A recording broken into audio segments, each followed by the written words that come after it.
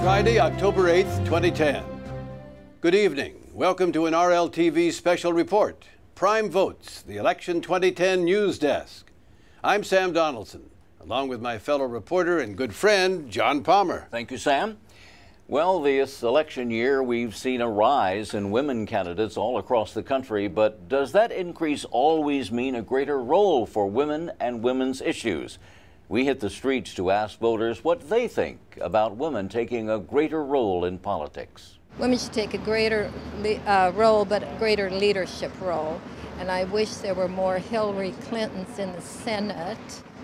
And I wish that when they did get into politics, they would be more conciliatory and move towards the middle as opposed to the extremist politics that we're experiencing.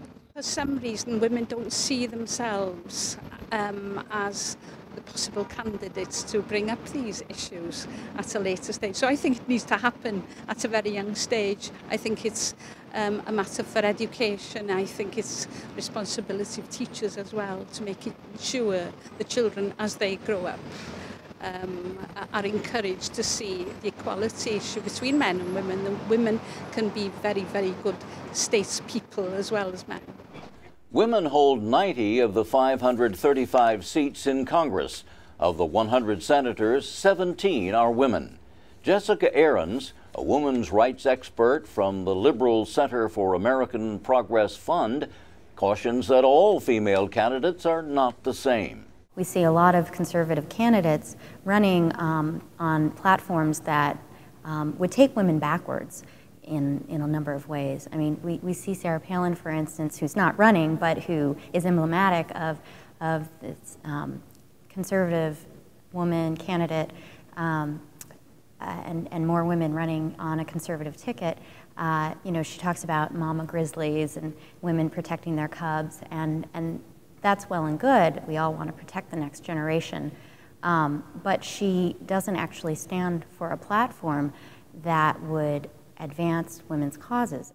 Jessica says one major issue to which women voters should be paying attention is anything related to health care, as women are more vulnerable to losing their health insurance coverage if their spouse gets laid off. Sam?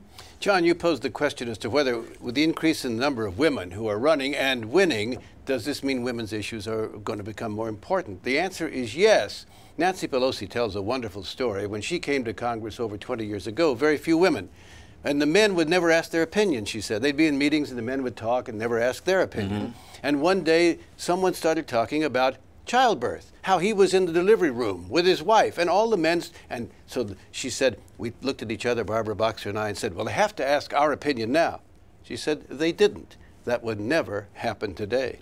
You know, a couple of years ago in the vote for president, a lot of women supported Obama. That was a big percentage for Obama. It helped him very much win that election. And now the question is, in this off-year election, are they going to stay home? That's a fear, because there was a huge turnout of women, and there's concern on the part of Democrats they won't be there for them. They're not as fired up as Republican women. That's true. And do women just support women candidates over men?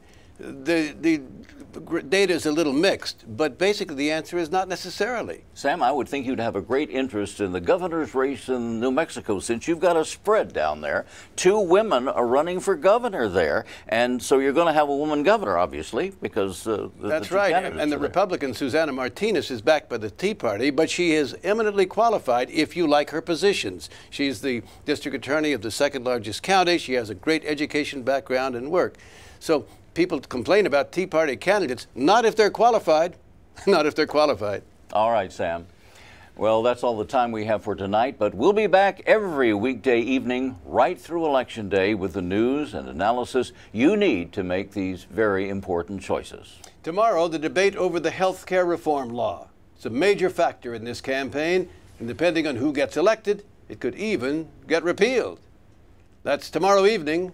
I'm Sam Donaldson. And I'm John Palmer. Have a great evening.